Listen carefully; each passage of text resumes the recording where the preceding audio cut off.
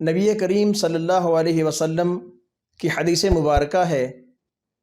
کہ قضاء اور تقدیر الہی کے بعد سب سے زیادہ جو چیز اثر کرتی ہے، جس سے زیادہ موت واقع ہوتی ہے، وہ نظر بد ہے۔ اب جن کی بری نظر ہوتی ہے، جو دوسروں کو نظر لگاتے ہیں، وہ اس طرح سے بری نظر سے دیکھتے ہیں کہ دوسرے کی موت تک واقع ہو جاتی ہے۔ ولا يؤوده حفظهما وهو العلي العظيم۔ ایک دوسری حدیث میں آپ علیہ السلام نے ارشاد فرمایا کہ نظر برحق ہے، انسان کو قبر تک اور اونٹ کو ہڈیاں تک لے جاتی ہے۔ تو اس میں ایک صحابی نبی کریم صلی اللہ علیہ وسلم کے صحابی ہیں سہل بن حنیف، وہ نہا رہے تھے تو ان کا یہاں سے اوپر کچھ جسم نظر آ رہا تھا، تو بڑا خوبصورت ان کا گل بدن جسم تھا۔ ایک صحابی پاس سے گزرے، انہوں نے کہا کیا خوبصورت جسم ہے، ایسا تو جسم میں نے کسی کا نہیں دیکھا۔ وہ گزر گئے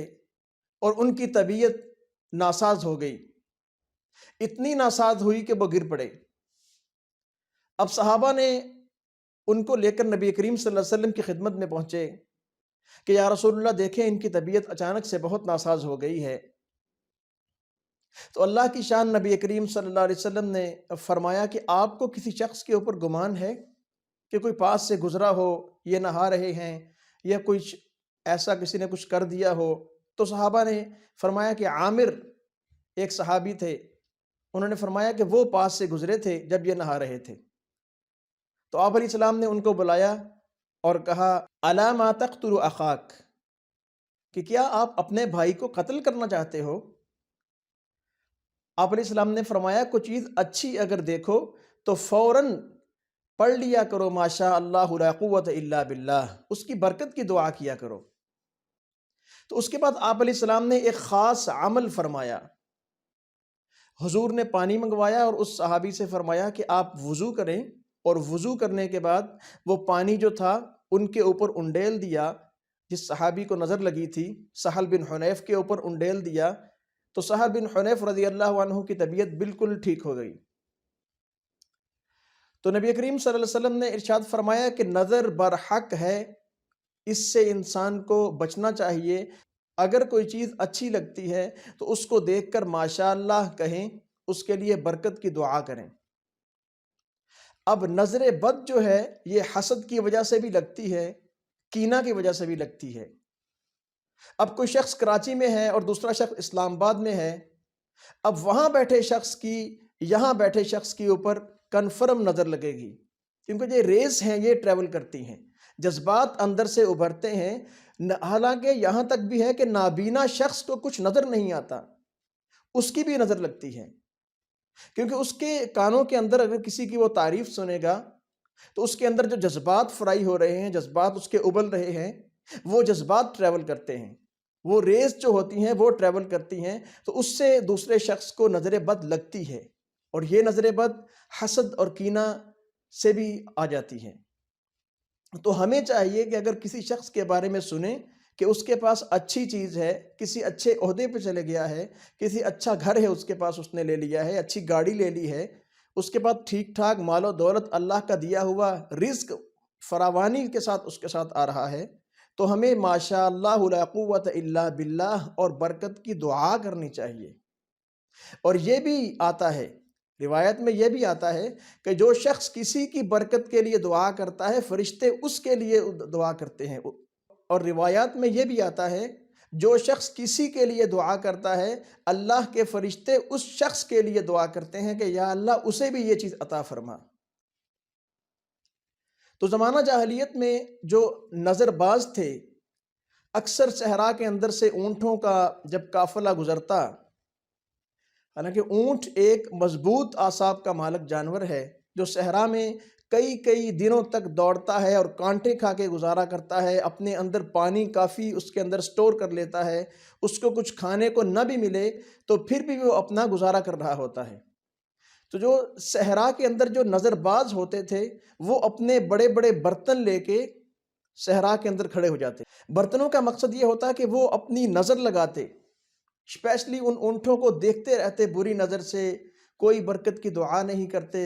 کوئی نہیں کہتے کہ یہ اللہ نے اس کو عطا کیا ہے یا اس کو اللہ اور دے۔ زمانہ جاہلیت میں وہ صرف دیکھتے رہتے اور نظر لگاتے، اور یہ امید کر کے نظر لگاتے کہ ہماری بری نظروں کی وجہ سے ان میں سے کوئی اونٹ گر جائے گا اور بیماری کی وجہ سے اس کی موت ہو جائے گی، اور ہمیں یہ گوشت تقسیم کریں گے، وہ اس کو بیماری کے ڈر سے اس کو ذبح کریں گے اور ہمیں گوشت ملے گا۔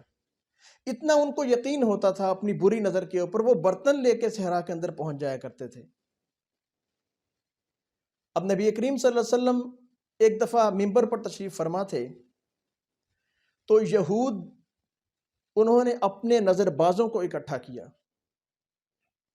انہوں نے ان کو کہا نعوذ باللہ کہ آپ آئیں اور نبی کریم صلی اللہ علیہ وسلم کو اپنی نظر لگائیں۔ اب وہ کھڑے دیکھنا شروع کر دیا، انہوں نے دیکھنا شروع کر دیا۔ حضرت صلی اللہ علیہ وسلم با حیا تھے، کمال کا حسن تھا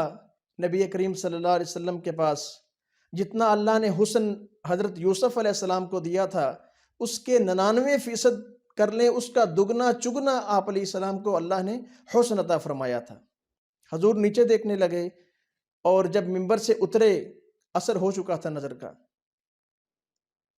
وہ شمع کیا بجھے جسے خدا جلائے۔ اب یہ شمع حضور کے چہرے کا حسن اللہ نے عطا کیا تھا، لیکن اس کا اثر نظر بازوں کا آپ علیہ السلام پر ہو چکا تھا۔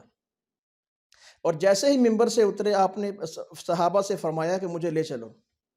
نظر کا اثر ہو چکا تھا، اور اسی وقت سورہ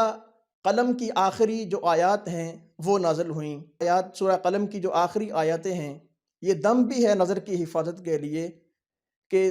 جس شخص کے اوپر نظر کا اثر ہو، 3 دفعہ سورہ قلم کی آخری 3 آیتیں، اور 3 دفعہ اول آخر درود شریف، اور 3 دفعہ آیت الکرسی پڑھ کر اس شخص کے اوپر دم کیا جائے تو اللہ تعالیٰ اس کو شفا عطا فرماتے ہیں، نظر بد سے آزادی عطا فرما دیتے ہیں۔ اور دوسرا نظر بد کا یہ بھی علاج ہے، ایک دعا آتی ہے احادیث میں، نبی کریم صلی اللہ علیہ وسلم نے ارشاد فرمایا کہ جس شخص کو نظر بد لگ چکی ہو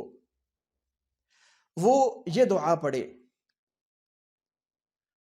اعوذ بکلمات اللہ التامہ من کل شیطان ہامہ ومن کل عین لامہ۔ یہ دعا 3 دفعہ پڑھ کے اپنے بدن کے اوپر وہ پھیرتا رہے ہر نماز کے بعد، تو انشاءاللہ اللہ کے حکم سے اس کو شفا ملے گی۔ اگر کسی بچے کے اوپر نظر بد ہے تو یہ دعا 11 مرتبہ 21 دفعہ یا 41 دفعہ پڑھ کے اس بچے کو دم کرتے رہیں، انشاءاللہ العزیز اس کی نظر بد اللہ کے حکم سے ختم ہو جائے گی۔